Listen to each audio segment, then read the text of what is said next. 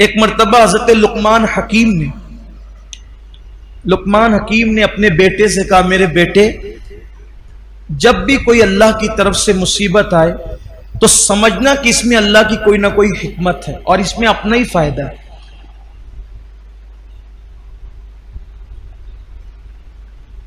تو جب یہ بات سنی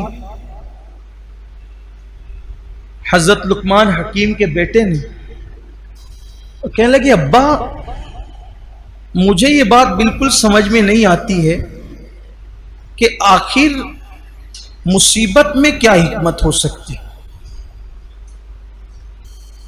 کہ بیٹا اس پہ صبر کرنا، کبھی واویلا نہیں کرنا، کبھی ہنگامہ آرا ہی نہیں کرنا۔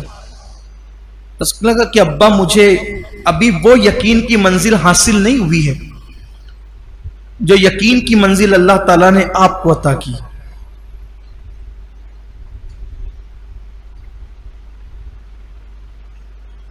تو حضرت لقمان حکیم نے فرمایا، ٹھیک ہے بیٹا، کوئی بات نہیں، اگر ایسی بات ہے تو ہمارے دور میں ایک نبی رہتے ہیں، تو ہم اس نبی کے پاس چلتے ہیں اور ان سے ملاقات کرتے ہیں۔ جب تو ان کی صحبت میں بیٹھے گا تو تجھے بھی وہ یقین نصیب ہو جائے گا جو یقین اللہ تعالیٰ نے مجھے عطا فرمایا۔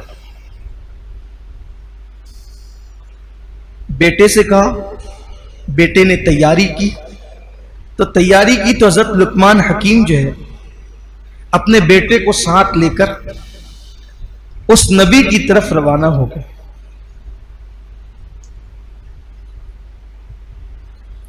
جب اس نبی کی طرف روانہ ہوئے، بیٹے کو یہ کہ بھئی ان کی صحبت میں بیٹھے گا، باتیں سنے گا تو یقین پیدا ہوگا، ایک کھچر ساتھ لیا بیٹے کے لیے، کھچر اپنے لیے ساتھ لیا، کھانا ساتھ لیا، پانی ساتھ لیا، لے کر کے چلے۔ چونکہ وہ نبی اس دور کے دور رہتے تھے تو یہ لوگ جب رستہ چلے تو پانی بھی ختم ہو گیا، کھانا بھی ختم ہو گیا۔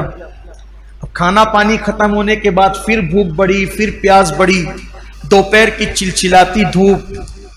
آج کل تو ہمیں اس کا احساس ہی نہیں ہے، اس لیے کہ لوگ بسوں میں سفر کرتے ہیں، کاروں میں کرتے ہیں، ٹرینوں میں کرتے ہیں، کھلے آسمان کے نیچے دھوپ میں اب سفر نہیں ہوتا۔ وہ کھلے آسمان کے نیچے سفر کی لذت ہمیں نہیں پتا ہے، بڑی بڑی شدید دھوپ، گرمیوں کا موسم، تو پانی کی شدت، پیاس کی شدت کی وجہ جب پانی نہیں ملا تو کھچر جو تھے وہ کانپنے لگ گئے اور بیٹھ گئے۔ اور ان دونوں کا حال بھی یہ ہوا کہ یہ کھچروں سے اترنے پہ مجبور ہو گئے، لیکن شوق نبی کی زیارت کا اتنا تھا کہ بیٹے کا ہاتھ پکڑ کر کے لقمان حکیم پیدل ہی چلنے لگے۔ پیدل چلتے چلتے ایک بستی نظر آئی اور بستی کا ایک صاحبان نظر آیا۔ جب وہ صاحبان بستی کا دیکھا اور بستی پہ نظر پڑی، بیٹے نے کہا، ابا دیکھو وہ بستی ہے، وہاں پانی مل جائے گا۔ لقمان حکیم نے کہا، میں بھی بستی دیکھ رہا ہوں۔ دونوں کو امید کی کرن نظر آئی۔ نبی سے ملنا تو دور رہا، سفر بیچ میں اٹک گئے۔ جب بستی دکھی، امید کی کرن جاگی، باپ نے بیٹے کا ہاتھ پکڑا۔ جیسے ہی بستی پہ نظر تھی، آگے چل رہے تھے، ایک جانور کی ہڈی جنگل کے اندر پڑی ہوئی تھی، اس ہڈی پر زوردار پیر بچے کا پڑا تو وہ ہڈی پیر میں ایسی چبھی کہ اندر سے گھس کر اوپر کو باہر نکل گئی۔ بیٹے نے چیخ ماری، چیخ مار کے بے ہوش ہو کے زمین پہ گر پڑا۔ حضرت لقمان حکیم پیاسے بیٹے کی یہ کیفیت دیکھ کر پریشان ہوئے اور پریشانی کے عالم میں سوچتے تھے کیسے نکالوں۔ تو لقمان حکیم نے اپنے دانت سے اس ہڈی کو کھینچ کے نکالا، خون کی پھوار نکل پڑی، اپنے امامے کا کپڑا پھاڑا، اس سے پٹی باندھی۔ پٹی باندھنے کے بعد بہت خون بہ گیا تو بیٹے کو گود میں لے کر بیٹھے تھے اور بیٹے کی پیاس یاد کر کے آنکھ میں آنسو آ گئے۔ گرم گرم آنسو بیٹے کے چہرے پہ پڑے، اس نے آنکھیں کھول دی، باپ کو روتے ہوئے دیکھا تو پوچھا، ابا آپ تو کہہ رہے تھے کہ مصیبت میں، آزمائش میں صبر کرنا چاہیے، آپ کیوں رونے لگے؟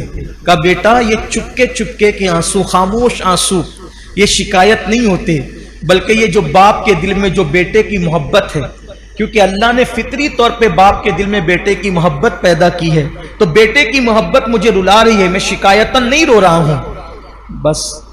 پھر بیٹے نے سوال کیا، ابا آپ تو کہہ رہے تھے کہ ہر مشکل میں، ہر مصیبت میں تمہارے لیے بھلائی ہے، کوئی بھی مصیبت آئے گی تمہارے لیے بھلائی ہے، ابا یہ کیا ہوا؟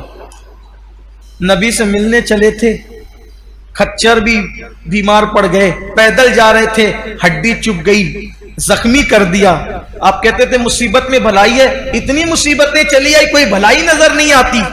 باپ بیٹے میں یہ بات ہو رہی تھی۔ ایک چتکبرے گھوڑے پہ بیٹھ کر ایک نورانی شکل والا آیا، اور آنے کے بعد اس نے بتایا کہ اچھا ہوا تم اس بستی میں نہیں آئے۔ جب اس نے کہا اس بستی میں نہیں آئے تو لقمان حکیم نے اور ان کے بیٹے نے دیکھا اب تو وہاں کوئی بستی نہیں تھی۔ کرے وہاں تو بستی تھی، کہا ہاں اللہ نے ہمیں حکم دیا تھا کہ اس بستی کو پلٹ دو۔ اس بستی میں گناہ زیادہ تھے، بستی کے لوگوں کو زمین میں دھسا کر بستی کو پلٹنے کا حکم دیا گیا تھا، اور میں فرشتوں کو لے کر کے اترا تھا کہ دھسا کے بستی کو پلٹ دوں، لیکن جس وقت تم مجھے آتے ہوئے نظر آئے تو میں نے اللہ سے کہا اللہ یہ تو لقمان اور اس کا بیٹا یہ تو نیک لوگ ہیں، یہ بستی میں پانی کے لیے آ رہے ہیں، مولا ان کو روک دے۔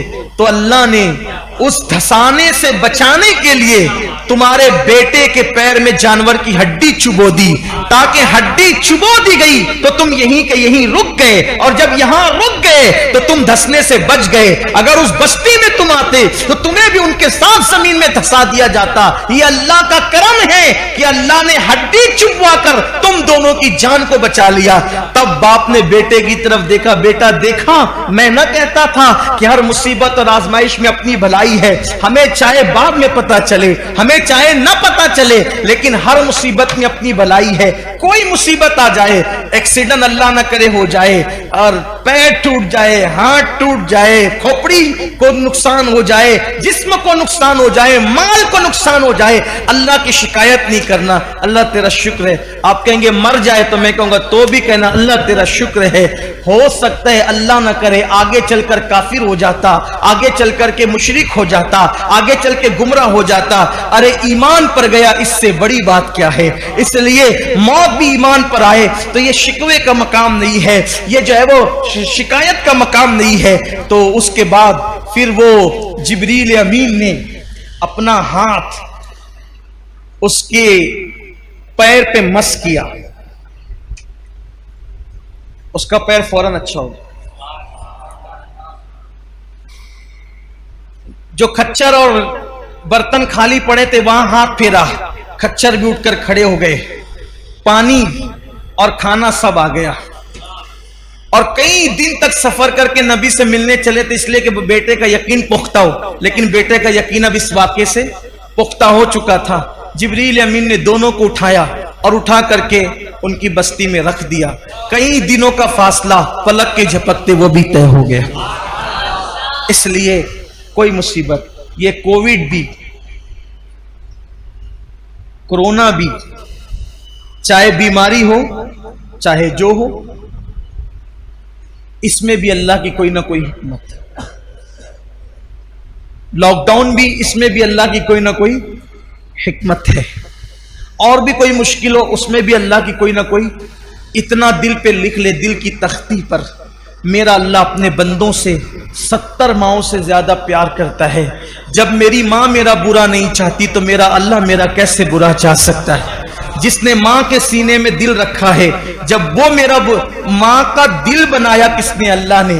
تو جب وہ بنایا ہوا دل برا نہیں چاہتا میرا، تو بنانے والا میرا کیسے برا چاہ سکتا ہے؟ اس لیے کوئی نہ کوئی حکمت ہوگی۔ بیماری میں، تکلیف میں ہمیں نہیں پتا، اس لیے اللہ کا ہر حال میں شکر ادا کرنا چاہیے۔ اور شکر کیسے ادا کرنا چاہیے؟ انشاءاللہ اللہ نے چاہا تو ہم آئندہ ہفتے اس پر گفتگو کریں گے۔ کہنے سننے سے زیادہ اللہ عمل کی توفیق عطا فرمائے۔